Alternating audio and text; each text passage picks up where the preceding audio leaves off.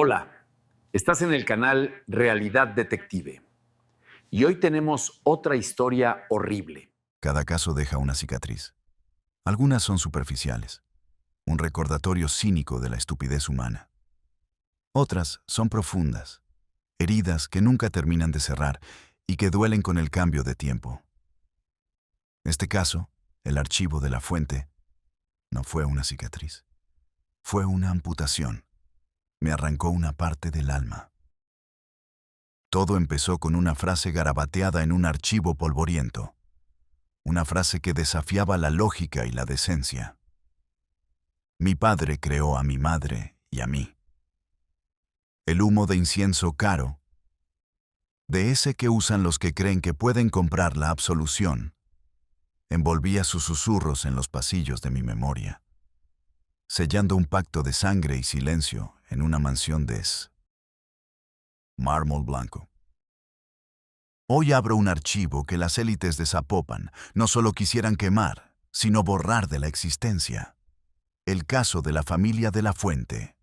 Un clan que convirtió la endogamia en un dogma y el poder en un escudo contra la realidad. Un patriarca que no veía a sus hijos como personas, sino como piezas de un legado enfermo. Un monumento a su propia soberbia. ¿Quieren saber cómo la ambición, la perversión y el miedo pueden destruir a los inocentes tras muros de oro y silencio? Quédense. La verdad es más fea de lo que imaginan. El caso no llegó con el estrépito de una puerta derribada ni con el ulular de una sirena. Llegó con la lluvia. Una de esas tormentas pertinaces de septiembre que ahogan la ciudad, lavando las calles, pero nunca las conciencias. Mi oficina apestaba a su mezcla habitual de fracasos y cafeína. Café rancio de la mañana. El olor agrio del papel viejo acumulándose en torres precarias y la promesa de moho que se colaba por el marco de la ventana. Un santuario de vidas rotas, con vistas a un callejón donde los gatos callejeros parecían más dignos que algunos de mis clientes. La lluvia golpeaba el cristal, una percusión constante que marcaba el ritmo de mis pensamientos. Era el tipo de día que invita a los fantasmas a sentarse en la silla vacía frente a tu escritorio. Y el fantasma que entró por mi puerta vestía de seda y terror. Se llamaba Valeria. La mujer que se materializó en mi umbral no pertenecía a mi mundo de facturas impagadas y verdades a medias. Llevaba un traje sastre de un color crema que costaba más que mi alquiler de un año y un bolso de piel cuyo logo susurraba dinero viejo. Pero todo ese lujo era un disfraz, una cáscara brillante y frágil. Lo vi en sus ojos. Dos pozos oscuros llenos de un pánico que no se podía disimular con maquillaje caro. Se movía con la rigidez de quien teme romperse en 1000 pedazos. Se sentó sin que se lo ofreciera, desplomándose en la silla de cliente que había soportado el peso de más mentiras que un confesionario. Sus manos, adornadas con anillos discretos y caros, temblaban sin control mientras se aferraban a una carpeta de cuero marrón. No la soltaba. Era su ancla en medio de la tormenta que la devoraba por dentro. El contraste de esa carpeta, lisa y perfecta, contra la superficie arañada de mi escritorio, era un resumen de la historia que estaba por contarme. Me serví un café, más por costumbre que por ganas. El líquido negro y amargo era mi combustible. Le ofrecí una taza. Lo rechazó con un movimiento casi imperceptible de la cabeza, como si el simple acto de hablar pudiera destrozarla. El silencio se estiró entre nosotros, denso y pesado, puntuado solo por el golpeteo neurótico de la lluvia contra el cristal. En mi oficio, la paciencia no es solo una virtud, es un arma.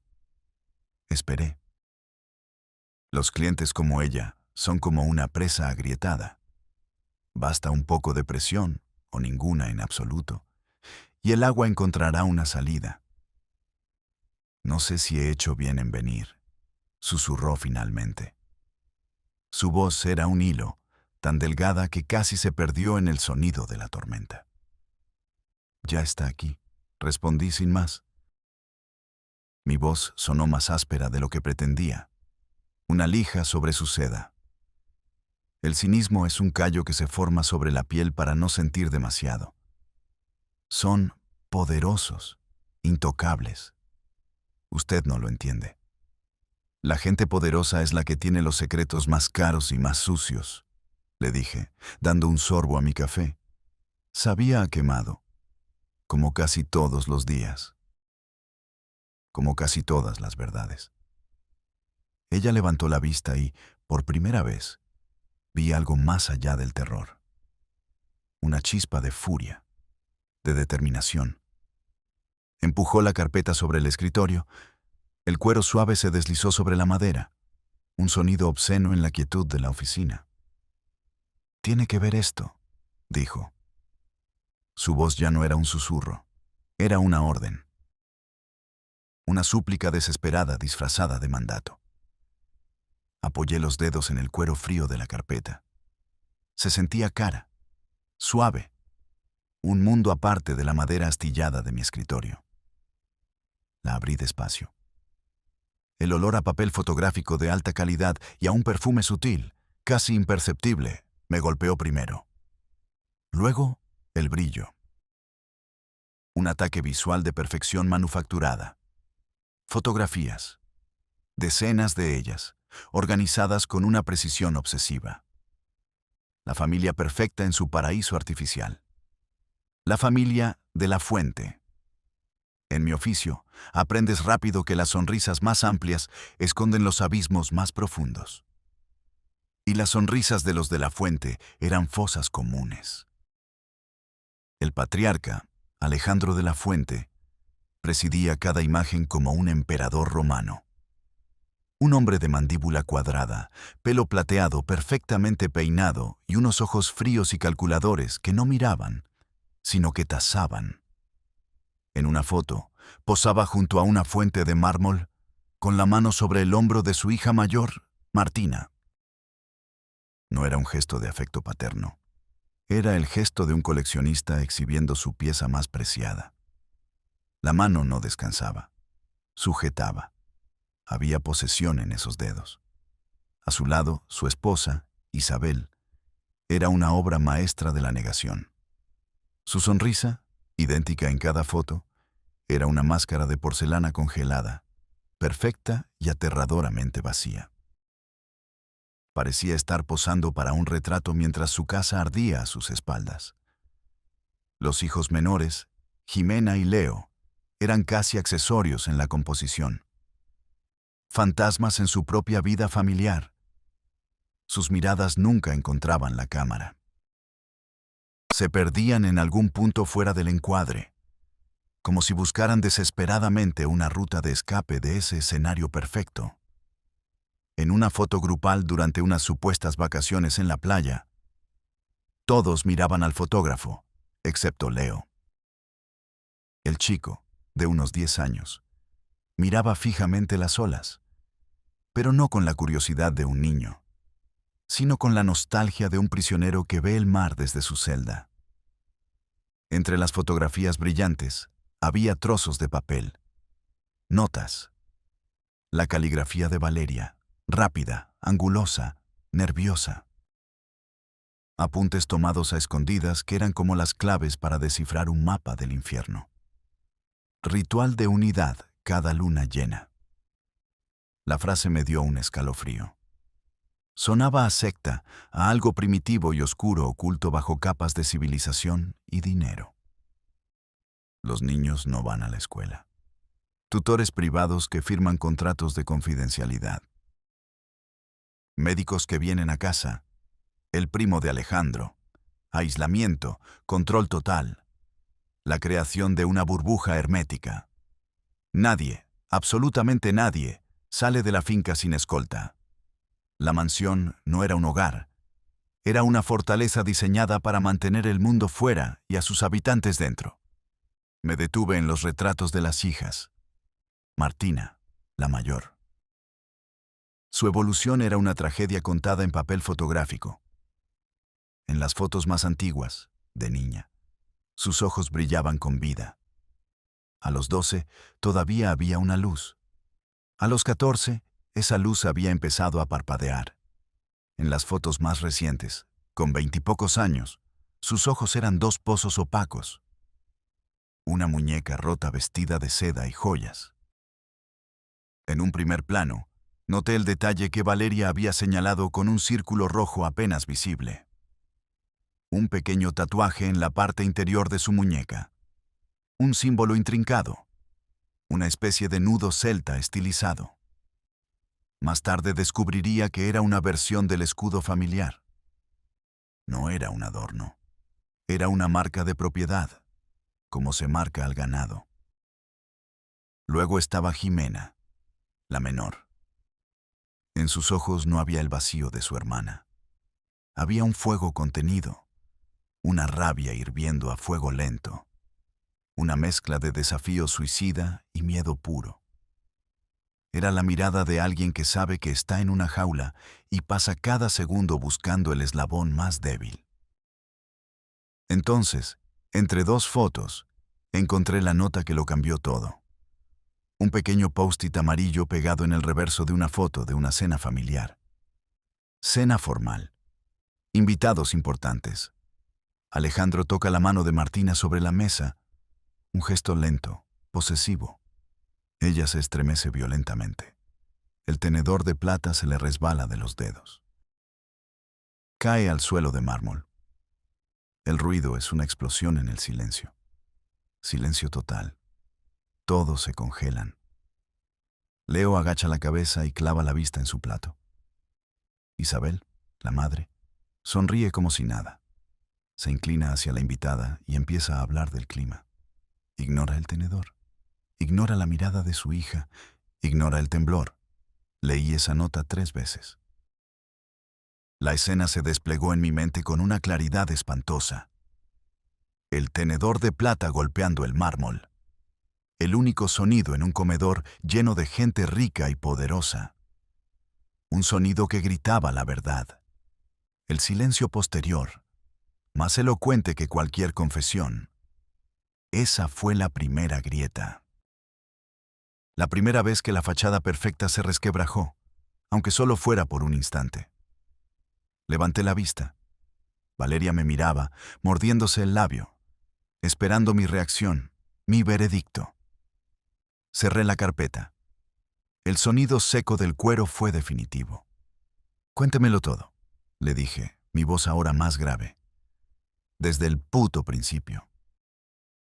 Y afuera, la lluvia arreciaba, como si el cielo mismo quisiera limpiar la inmundicia que estaba a punto de derramarse en mi oficina. Para entender un caso como el de los de la Fuente, no basta con leer los informes o escuchar las grabaciones. Las pruebas son solo el esqueleto. Hay que ponerle la carne, la piel, la sangre. Hay que reconstruir la realidad que respiraban cada día, especialmente la de Martina. Tuve que meterme en su piel, usar sus ojos vacíos para ver el mundo. A partir de su confesión, la que Valeria grabó en aquella noche de terror, y de los detalles que la propia Valeria observó, armé el rompecabezas de su existencia. No era una vida. Era una liturgia de la opresión. Sus mañanas no empezaban con el canto de los pájaros o el olor a café. Empezaban con el silencio. Un silencio denso, pesado, antinatural para una casa tan vasta. Un silencio de museo o de mausoleo. Se despertaba en una cama con dosel y sábanas de seda egipcia que se sentían frías, como una mortaja.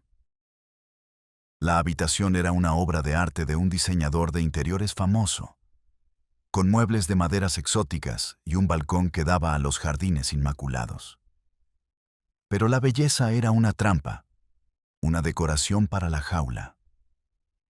Las elaboradas rejas de hierro forjado que adornaban las ventanas y el balcón no eran un capricho de diseño de estilo toscano.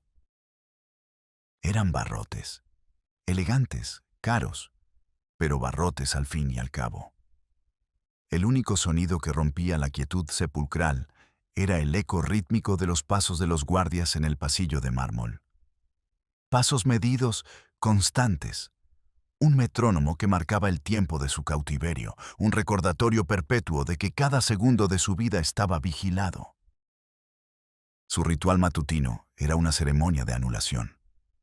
No elegía su ropa, nunca. Cada mañana, alrededor de las 8, su madre, Isabel, entraba en la habitación sin llamar. Llevaba en una percha el conjunto de ropa del día. «Esto es lo que te pondrás hoy, querida», decía con una sonrisa que nunca llegaba a sus ojos. Cada atuendo, cada color, cada textura, estaba escogido para un propósito dictado por Alejandro. Un vestido de lino blanco para un almuerzo en el jardín, un traje sastre oscuro para recibir al abogado, un vestido de seda pálida para las cenas rituales. Vestirse no era un acto personal, era ponerse un uniforme. La casa olía a una mezcla disonante y enfermiza, a las flores frescas y exóticas que los jardineros cambiaban a diario, a la cera de abeja con la que pulían los muebles de caoba hasta sacarles un brillo fúnebre y, por debajo de todo eso, un subyacente y rancio olor a miedo y a secreto guardado demasiado tiempo. Era el olor de la descomposición enmascarada con perfume. Martina se miraba en el espejo del tocador, un mueble antiguo y valioso. Se veía a sí misma aplicando el maquillaje con gestos precisos, automáticos. Se peinaba el largo cabello oscuro. Pero la mujer del reflejo no era ella, era una extraña. Era el proyecto de su padre, la vasija sagrada de su linaje demente. Cada gesto le parecía ajeno. Se tocaba la cara y era como tocarla de una muñeca. Había aprendido a disociarse, a separar su mente de su cuerpo. Su cuerpo era de ellos, una propiedad de la familia. Pero su mente, en los rincones más profundos, todavía intentaba ser suya. A veces, mientras el cepillo se deslizaba por su pelo, tenía flashes. Fragmentos de una vida anterior que parecían un sueño. El recuerdo del ruido de un patio de recreo, la risa caótica de otros niños, el sabor del chicle prohibido. Un breve período antes de cumplir los 13, cuando ella y sus hermanos iban a una escuela normal, antes de que Alejandro decidiera que el mundo exterior era demasiado contaminante. Esos recuerdos eran peligrosos. Eran cuchillas de luz en su oscuridad. Eran la prueba de que existía otra realidad. Y en esa casa, la existencia de otra realidad era la peor de las herejías. Su mayor terror, sin embargo, no era por su pasado. Era por su hijo. Un niño de 4 años que correteaba por esos mismos pasillos, ajeno a la naturaleza de su propia existencia. Cuando él reía, una risa pura e inocente, a Martina se le partía el corazón. ¿Cuánto tardarían en apagar esa luz también? Su futuro era un abismo que ella no se atrevía a mirar. El aislamiento era total, una cúpula de cristal invisible sobre la finca. Por un sistema de altavoces oculto en las paredes, siempre sonaba música clásica. Vivaldi, Mozart, Bach. Una banda sonora para crear una fachada de normalidad, de cultura, de paz. Una mentira auditiva. A veces, a través de la música, se colaban otros sonidos. El murmullo ahogado y furioso de la voz de su padre desde el despacho. El llanto contenido de su hermana Jimena en su habitación. O el ruido lejano de la ciudad. El zumbido del tráfico. Una sirena lejana. La vida que bullía y se movía más allá de los muros de la finca. Ese ruido llegaba como un eco de un planeta lejano. Un mundo al que ella ya no pertenecía y probablemente nunca volvería. Se preguntaba cómo sería caminar por la calle sin un guardia siguiéndola. Entrar en una tienda y comprar algo por sí misma. tomarse un café en una terraza y ver a la gente pasar. Actos tan simples, tan mundanos. Para ella eran fantasías tan inalcanzables como viajar a la luna. Y luego estaban las cenas.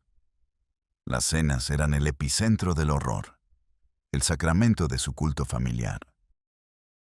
Las reconstruí en mi mente con los detalles de Valeria y las palabras rotas de Martina.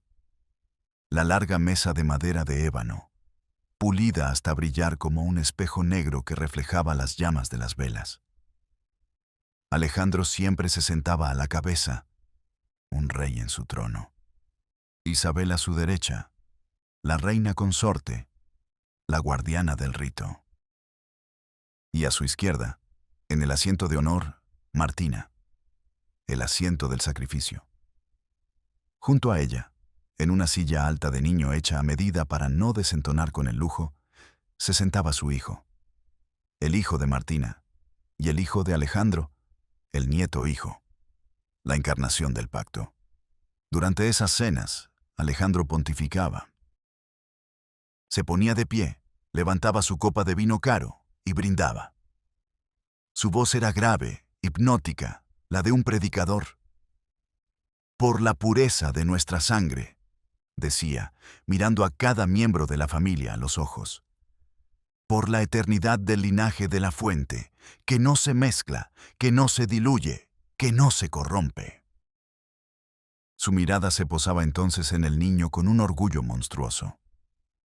Él, decía, señalando al pequeño con la barbilla, es el primero de la nueva generación de guardianes. Nuestra sangre, sin la mancha del mundo exterior, nuestra fuerza, intacta y eterna. En esas cenas, Alejandro exponía su ideología de mente.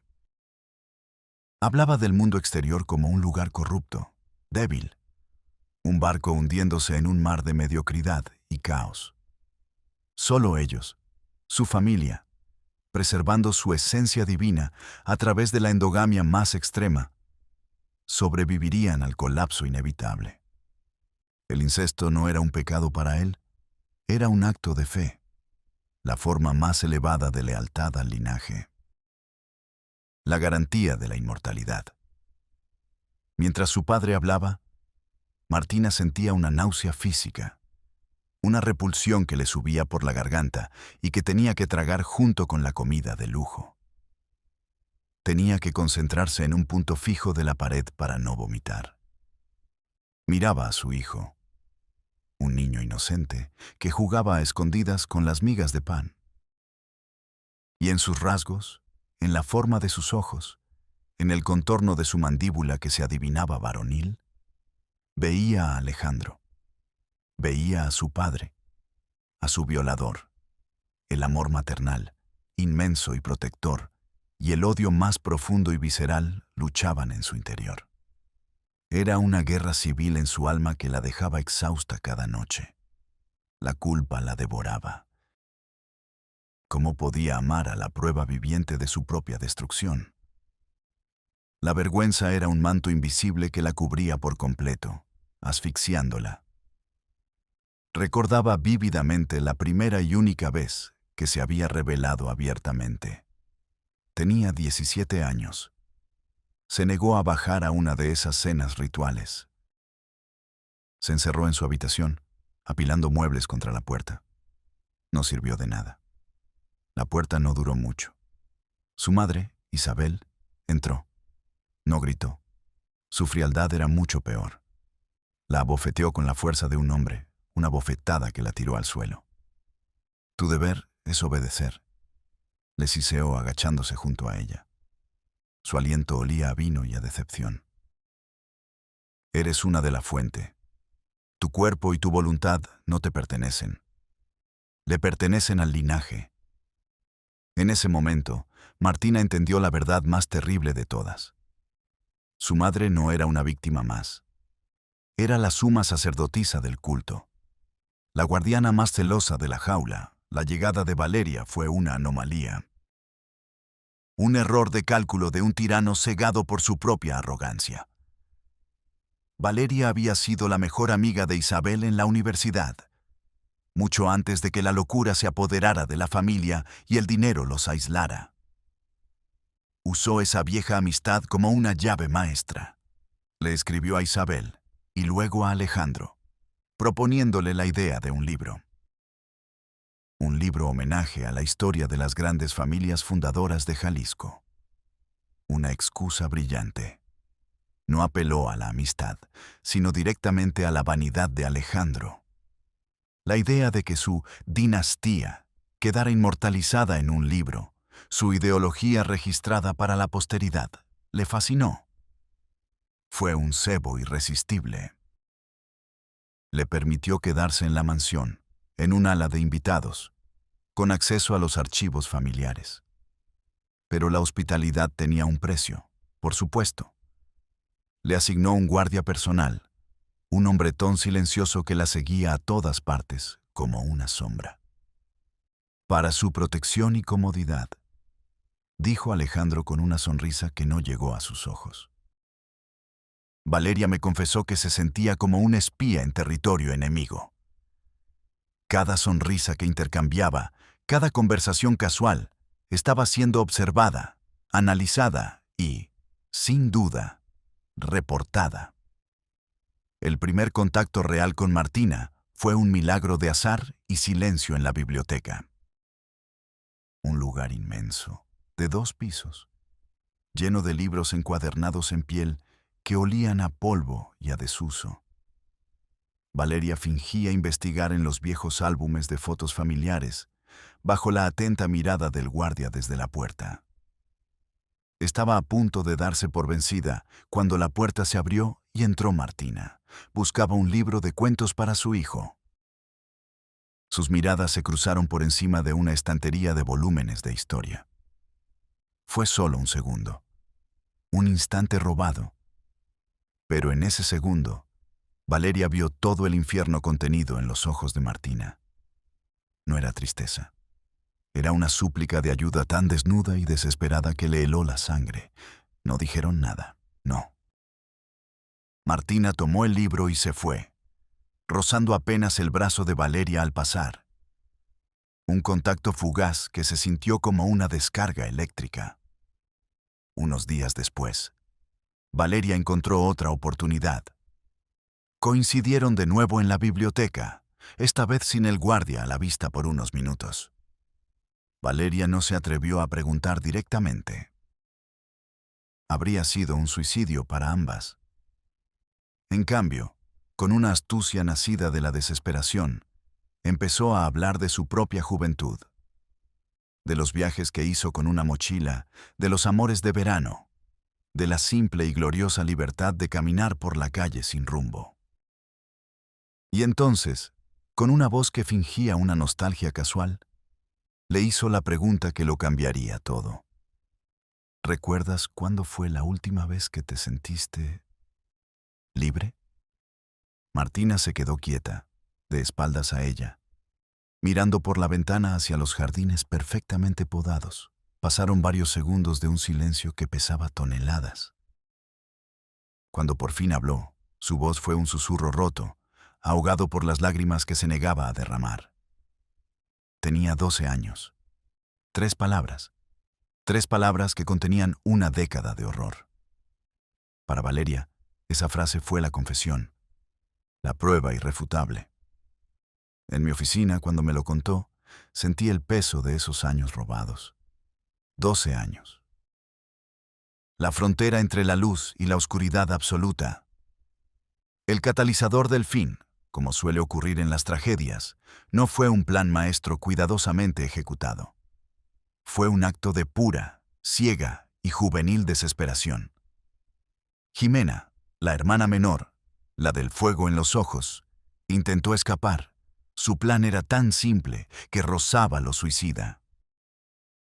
Durante semanas, había estado observando a los empleados. Notó a un jardinero nuevo, un muchacho asustado de un pueblo cercano, con los zapatos gastados y la mirada huidiza de quien siempre está contando las monedas. Jimena había robado un fajo de billetes del bolso de su madre, un acto de osadía que le provocó un terror delicioso. Una tarde, mientras el muchacho podaba unos rosales lejos de las cámaras de seguridad, se le acercó. Le puso el dinero en la mano y le suplicó. No le pidió que la llevara, solo que dejara una de las puertas de servicio del muro perimetral abierta. A las 5 de la mañana del día siguiente, durante 5 minutos. El chico, aterrorizado pero seducido por una cantidad de dinero que probablemente no había visto en su vida, asintió sin mirarla a los ojos. Jimena no durmió esa noche. Al amanecer, se deslizó fuera de la casa. No llevaba nada consigo. Ni dinero, ni una mochila. Solo la ropa que llevaba puesta. Corrió a través de los jardines húmedos por el rocío, con el corazón martilleándole en el pecho. No corría hacia nadie. No tenía un destino. Su único objetivo era el afuera. Corría hacia las puertas principales de la finca como una polilla atraída por una luz que nunca había visto. Quizás pensó que si llegaba a la carretera podría parar un coche, un autobús, cualquier cosa. No llegó ni a la mitad del camino. Los sensores de movimiento alertaron a la sala de seguridad. 2 guardias, hombres corpulentos y silenciosos como estatuas, la interceptaron en medio del césped. No le dijeron nada. Simplemente la agarraron de los brazos y la arrastraron de vuelta a la casa, silenciosa y derrotada. Sus pies descalzos dejaron un rastro en la hierba mojada. La reacción de Alejandro fue la de un dios ofendido en su propio Olimpo. Valeria, que lo presenció todo desde la ventana de su habitación, me lo describió con la voz todavía temblorosa por el recuerdo. No hubo gritos. El silencio de Alejandro, su calma glacial, era infinitamente más aterrador que cualquier explosión de furia. Reunió a toda la familia en el gran salón. A los hijos, a su esposa, incluso al pequeño nieto hijo, que miraba la escena con ojos confusos. Hizo que Jimena se pusiera de pie en el centro de la alfombra persa, como una acusada en un juicio. Luego, con una lentitud teatral y cruel, caminó hacia una vitrina de cristal. Dentro había una colección de estatuillas de porcelana. Tomó un pequeño caballo blanco encabritado. Era el objeto favorito de Jimena desde que era niña, un regalo de su abuela. Alejandro lo sostuvo en alto por un momento. Luego, simplemente, abrió la mano y lo dejó caer al suelo de mármol. El sonido agudo de la porcelana haciéndose añicos fue como un disparo en el silencio absoluto. Nadie se movió. Nadie respiró. Alejandro miró a Jimena, cuyos ojos se llenaron de lágrimas por primera vez. La traición a la sangre, dijo con una voz baja y cortante. Es el peor de los pecados. La deslealtad es un cáncer que debe ser extirpado. Ordenó que la encerraran en una de las habitaciones de servicio del sótano. Un cuarto húmedo, sin ventanas ni luz. Pasó allí una semana, con solo agua, pan y la compañía de su propia desesperación. Esa noche, algo se rompió definitivamente en Martina.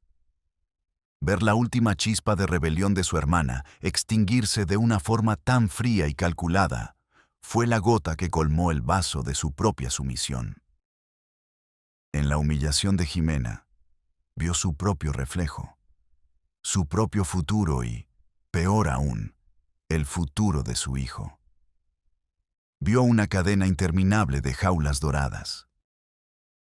El miedo por su propia vida, ese miedo paralizante que la había mantenido cautiva durante más de una década, fue repentinamente eclipsado por un miedo aún mayor.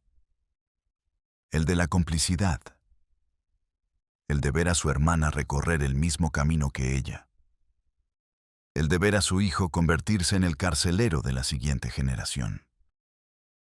Esa noche, el instinto de supervivencia fue reemplazado por el instinto de protección. Tomó una decisión. Esperó a que la casa se hundiera en su silencio habitual.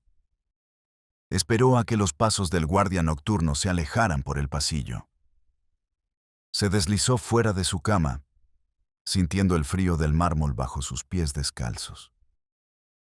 Cruzó los corredores oscuros de la mansión, un fantasma en su propia casa, cada sombra una amenaza potencial. La puerta de la habitación de Valeria no estaba cerrada con llave. Un descuido, o quizás el destino. Martina entró sin hacer el más mínimo ruido. El encuentro se produjo en la oscuridad casi total de la habitación de invitados. La única luz era un fino haz de luna que se colaba por un resquicio de las pesadas cortinas de terciopelo. Valeria se despertó sobresaltada al sentir una presencia. Vio una silueta frágil, temblorosa, recortada contra la penumbra. Era Martina. Estaba de pie junto a la cama, inmóvil. Y entonces, en el silencio absoluto, empezó a llorar. No eran sollozos audibles. No eran lamentos. Eran lágrimas silenciosas y continuas que le corrían por la cara. Un río de dolor, contenido durante años, que finalmente había roto sus diques. Valeria, entendiendo la magnitud del momento, no dijo nada. Simplemente se levantó, la guió hasta una silla y se sentó frente a ella.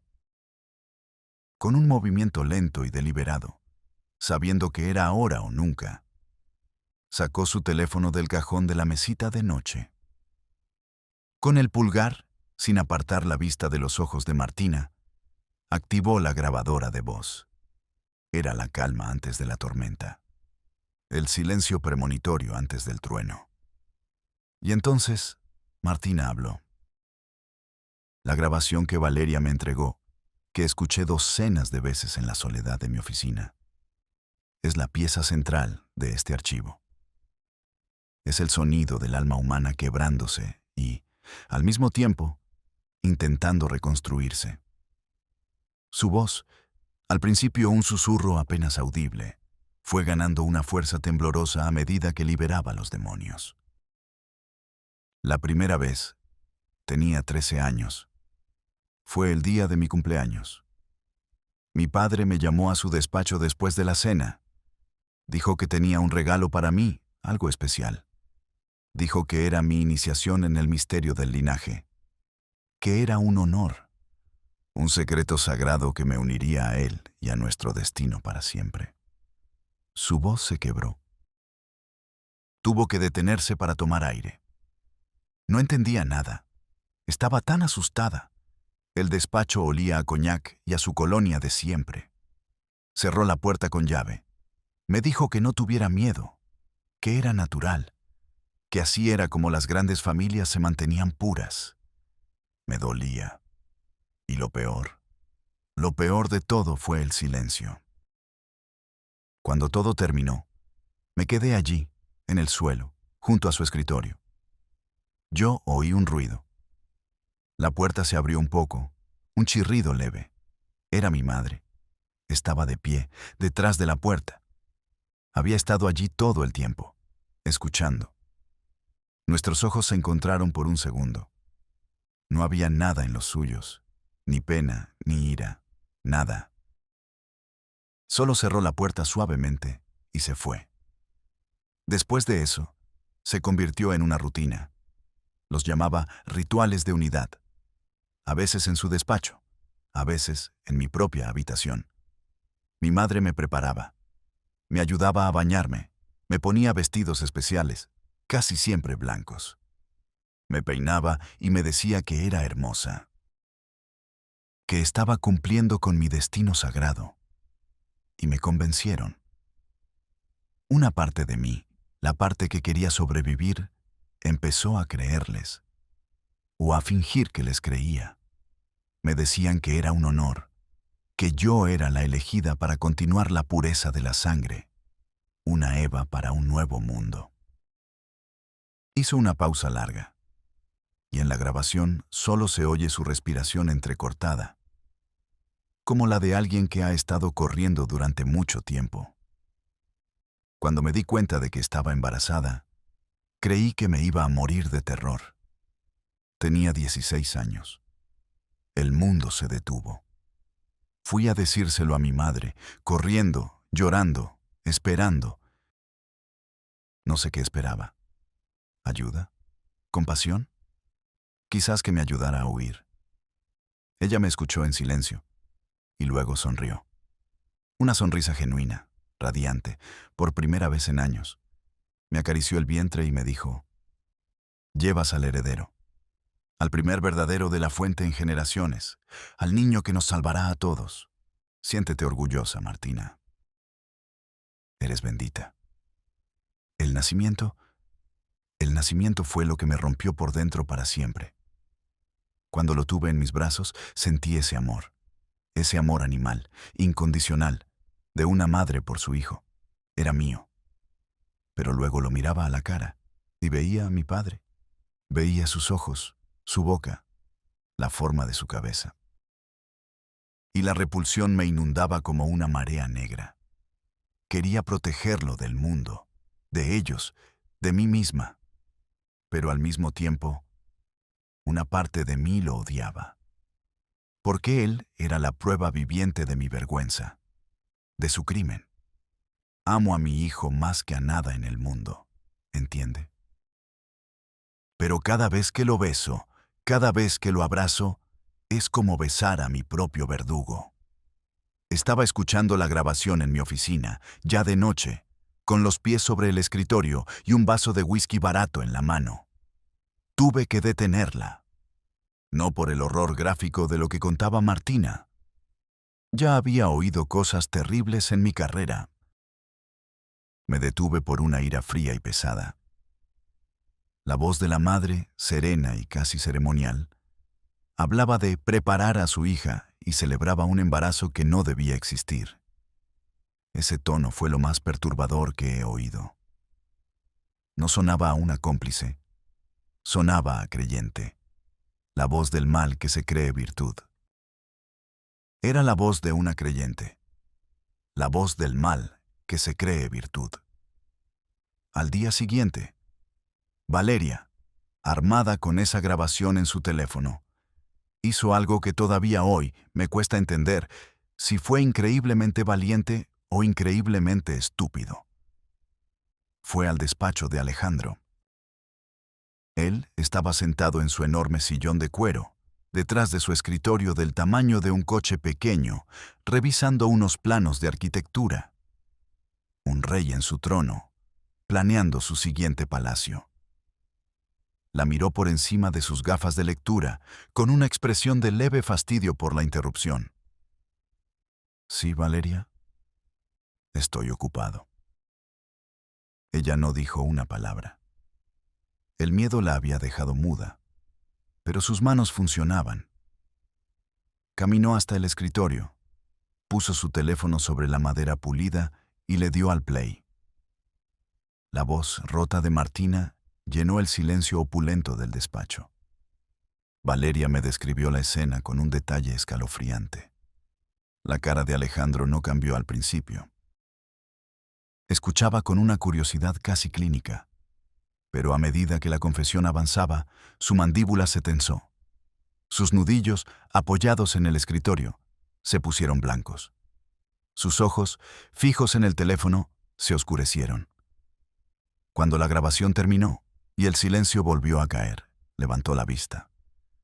No había arrepentimiento, no había miedo, no había vergüenza. Se rió, una risa seca, corta, despectiva. «Pobre y estúpida Valeria», dijo, quitándose las gafas y limpiándolas con un pañuelo de seda. «Realmente no entiendes nada sobre las grandes dinastías, ¿verdad? Sobre el sacrificio, sobre la visión a largo plazo». Se levantó y caminó hacia el ventanal, dándole la espalda. «Crees que has descubierto un secreto sucio. Pero lo que has oído es simplemente el precio de la inmortalidad de nuestro linaje. Un precio que los débiles y los sentimentales como tú nunca estarían dispuestos a pagar». Se giró para mirarla de nuevo. Y entonces, su máscara de arrogancia filosófica se cayó. Su rostro se transformó. Sus ojos se volvieron helados. Pura maldad, sin adornos.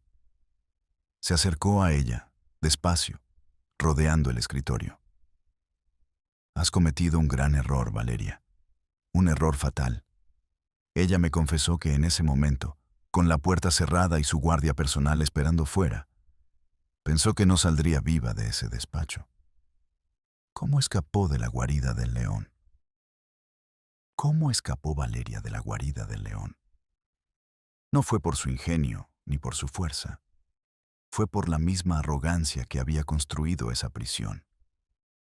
Mientras Alejandro se le acercaba, con la promesa de violencia en sus ojos, el teléfono que aún estaba sobre el escritorio empezó a sonar. Era una llamada entrante. Era una... Alejandro se detuvo, desconcertado por la interrupción mundana de un momento tan dramático. En la pantalla parpadeaba el nombre de un senador federal, uno de los hombres más poderosos del país. Un hombre al que Alejandro necesitaba para un nuevo desarrollo inmobiliario. La vanidad y la codicia ganaron la partida a la ira. Con un gesto de desprecio hacia Valeria, contestó la llamada, su voz transformándose instantáneamente en la de un hombre de negocios encantador y respetable. «Senador, qué gusto», comenzó a decir. En ese instante de distracción, Valeria no lo pensó. Echó a correr. Salió del despacho. Pasó como un rayo junto al guardia desconcertado y no paró hasta llegar a su habitación. Cerrar la puerta con el pestillo y arrastrar una cómoda para bloquearla. Sabía que solo había ganado unos minutos. Empacó lo esencial: su pasaporte, la carpeta, el teléfono. Y, mientras el primer golpe sonaba en su puerta, salió por la ventana del baño, que daba a un tejado bajo. Se descolgó, se lastimó un tobillo al caer, pero siguió corriendo, cojeando, hasta llegar al muro del fondo de la finca, donde sabía que la vigilancia era menor. Escaló la hiedra que lo cubría, se cortó las manos con las piedras y se dejó caer al otro lado, a la libertad. Cuando llegó a mi oficina, todavía llevaba restos de hojas en el pelo y la suciedad del muro bajo las uñas. Con la grabación en mi poder y una testigo aterrorizada pero dispuesta a hablar, el siguiente paso era obvio. Las autoridades. Iluso de mí. Valeria y yo fuimos a la Fiscalía General del Estado. Nos recibió un subprocurador con un traje caro pero mal ajustado y una cara de aburrimiento crónico que parecía tallada en piedra. Nos hizo esperar 45 minutos en un pasillo sin aire, un pequeño juego de poder para recordarnos quién mandaba. Cuando finalmente nos atendió, en un despacho impersonal que olía a ambientador barato, expusimos los hechos. Puse mi propia grabadora sobre su escritorio de melamina y reproduje el fragmento más brutal de la confesión de Martina. Su expresión de tedio no cambió. Miraba el aparato como si fuera un insecto molesto, hasta que mencioné el apellido. De la Fuente. Fue como pulsar un interruptor. Parpadeó, se echó hacia atrás en su silla de falso cuero y nos miró como si hubiéramos traído la peste a su oficina. Apagó mi grabadora con un gesto brusco. «Miren», dijo, juntando las yemas de sus dedos en un gesto que había ensayado 1000 veces. «Esto es muy, muy delicado. Una grabación hecha sin consentimiento, en una propiedad privada, es inadmisible como prueba. Son acusaciones extremadamente graves, sí, pero sin pruebas físicas contundentes, sin un examen médico reciente y, lo más importante, sin que la presunta víctima presente una denuncia formal en persona, o no hay caso. Para la ley, esto es, lamentablemente, un asunto de la vida privada de una familia. Vida privada, repetí, y el sabor a bilis me subió a la garganta. Casi me río en su cara. Continuó bajando la voz. Además, deben entender que la familia de la Fuente es una institución en este estado. Son benefactores, crean empleos. Una acusación de esta naturaleza, aunque fuera infundada, causaría un daño irreparable a nuestra comunidad. Salimos de allí con el sabor amargo de la impotencia y la certeza de que la justicia no era ciega. Simplemente miraba para otro lado cuando el precio era el adecuado. El sistema no estaba roto. Funcionaba a la perfección para proteger a los suyos. Mi cinismo, ahora alimentado por una rabia fría, me llevó al siguiente pilar del poder local, la iglesia. A través de viejos contactos, descubrí que el obispo de la diócesis era el confesor personal de la familia, especialmente de Isabel. Un hombre de manos suaves y voz meliflua, conocido por sus sermones sobre la moral y la familia. Nos recibió en su despacho privado, una habitación opulenta llena de arte sacro, libros encuadernados en piel y un silencio reverencial. Le contamos la historia. No omitimos nada. Escuchó con una expresión de profunda y ensayada compasión, asintiendo de vez en cuando. Cuando terminamos, suspiró, un suspiro largo y teatral. Terrible, terrible si es cierto, dijo, su voz un murmullo sedoso. Rezaré por el alma de todos los implicados. Pero debemos ser cautelosos, mis hijos. Las complejidades de la vida familiar son un misterio insondable. A veces, las tradiciones familiares, vistas desde fuera, pueden parecer extrañas. ¿Tradiciones? ¿Llamaba a eso tradición? Mi mandíbula se tensó tanto que me dolió. La familia de la Fuente, continuó, ha sido un pilar de nuestra comunidad y de nuestra fe durante generaciones. Sus contribuciones han permitido que la palabra de Dios llegue a muchos. Mientras hablaba, mi vista se desvió hacia la ventana de arco. Daba al patio de la catedral. Y allí, brillando bajo el sol de la tarde, había un nuevo y magnífico vitral, una obra de arte que representaba a la Sagrada Familia. En la parte inferior, una pequeña placa de bronce rezaba, donado por la devota familia de la Fuente. Lo entendí en ese momento con una claridad brutal. El muro no era solo de dinero y poder político. Era un muro de incienso, de susurros en el confesionario y de falsa piedad. Toda la élite local, desde los juzgados hasta el altar, estaba en connivencia, comprada o simplemente acobardada. Estábamos solos. Si el sistema no iba a derribar el muro, entonces habría que quemar el muro, el sistema y a quien se pusiera por delante. Tenía un contacto.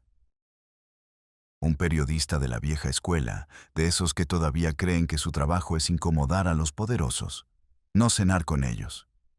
Se llamaba Méndez, un tipo flaco, nervioso, que fumaba sin parar y cuya única religión era la verdad documentada. Nos reunimos en una cantina grasienta del centro. Le di todo. La historia completa de Valeria. Transcripciones de los pasajes más duros de la confesión, las fotografías de la familia perfecta, las notas sobre los rituales y el aislamiento. Le di el fuego y la gasolina. Méndez leyó y escuchó durante 2 horas, su rostro endureciéndose con cada palabra. Al final, apagó su cigarrillo en el plato. «Esto es una bomba atómica», dijo. «Déjenmelo a mí». Una semana después, la bomba estalló. La historia no salió en un periódico local que pudieran silenciar con una llamada. Méndez la había vendido a un diario de circulación nacional y a una agencia de noticias internacional. El horror secreto de los de la Fuente. La dinastía del incesto. patriarca de la alta sociedad, convertía a su hija en esclava ritual. Los titulares eran brutales, sensacionalistas y por primera vez ciertos. El efecto fue inmediato y devastador. La historia se viralizó. Fue un escándalo de tal magnitud que ninguna cantidad de dinero o influencia pudo contenerlo. La presión pública, avivada por las redes sociales, se volvió un tsunami imparable. Empecé a recibir llamadas, amenazas anónimas a medianoche. Un día, encontré un ladrillo envuelto en un papel con mi nombre escrito en él sobre el asiento de mi coche. Pero ya era demasiado tarde para ellos. La bestia había sido expuesta a la luz del sol, y la luz la estaba quemando. Un par de días después, la fiscalía, la misma que nos había hablado de la vida privada, no tuvo más remedio que actuar. La presión mediática y la orden directa desde la capital federal los obligaron. Valeria me contó la escena del arresto, que vio por televisión desde un lugar seguro que le había conseguido. Alejandro de la Fuente estaba desayunando en la terraza de su mansión, cuando los coches patrulla entraron por las puertas principales. Su rostro, captado por el teleobjetivo de un paparazzi, era un estudio de incredulidad arrogante. No podía concebir que el mundo que él controlaba se atreviera a tocarlo. Cuando los oficiales, ahora sí, muy diligentes, le leyeron sus derechos, miró a su esposa, Isabel, que observaba la escena desde el umbral, pálida como un fantasma. Sus últimas palabras antes de que se lo llevaran, captadas por los micrófonos de los reporteros, fueron: «Pagarán por esto». El juicio fue el circo mediático del año. Pero en medio de todo el ruido, solo hubo un momento que importó: el testimonio de Martina. Después de semanas de terapia y apoyo, y con la garantía de protección para ella y su hijo, aceptó testificar. Subió al estrado. Pequeña, delgada, vestida con unos vaqueros y una sencilla blusa. Parecía un pajarillo en medio de la grandilocuencia de la sala. En el banquillo de los acusados, a pocos metros, estaba su padre, flanqueado por un equipo de abogados que costaban una fortuna. Ella lo miró, directamente a los ojos, y por primera vez en su vida, lo miró sin miedo. Alejandro intentó sostenerle la mirada, pero fue él quien la desvió primero. Y entonces Martina habló. Con una voz clara y firme, que resonó en el silencio absoluto de la sala, contó su historia, su verdad. No lloró, no gritó. Simplemente expuso los hechos, uno tras otro, con una precisión demoledora. Fue el sonido de unas cadenas rompiéndose. Fue el sonido de un imperio de perversión derrumbándose bajo el peso de una sola voz. El nombre de la Fuente, antes sinónimo de poder y riqueza, se convirtió en sinónimo de vergüenza y depravación. Isabel defendió a su marido hasta el final, un autómata de la negación que recitaba la grandeza de su linaje a quien quisiera escucharla. ¿Perdió la razón? O quizás solo se le hizo visible la locura que siempre había llevado dentro. Los hijos menores, Jimena y Leo, fueron puestos bajo la tutela del Estado y enviados con parientes lejanos que ni siquiera conocían, liberados por fin de la jaula, pero con cicatrices que tardarían toda una vida en sanar. ¿Y Martina? Martina empezó a vivir. Con una nueva identidad, se mudó a un pequeño apartamento en una parte anónima de una ciudad lejana. Consiguió un trabajo sencillo en una librería. Su hijo empezó a ir a la escuela. De vez en cuando, muy de vez en cuando, recibía un mensaje corto de ella, citas de una vida que estaba aprendiendo a construir desde las ruinas, ladrillo a ladrillo. Todavía conservo el último que me envió, hace unos meses. No decía mucho. Era una foto borrosa de un niño riendo a carcajadas en un columpio. Debajo, solo 5 palabras. Hoy aprendió a volar. Gracias. Soy Julián Soto. Y hay archivos que nunca deberían cerrarse. Sirven como recordatorio. Un recordatorio de que los monstruos más aterradores no siempre se esconden en la oscuridad. A veces viven en mansiones, a plena luz del día. La voz de la madre, tranquila y con una convicción casi ritual, hablaba de preparar a su hija y celebraba un embarazo que no debía existir. Esa voz fue lo más perturbador que he oído. No sonaba a alguien inocente.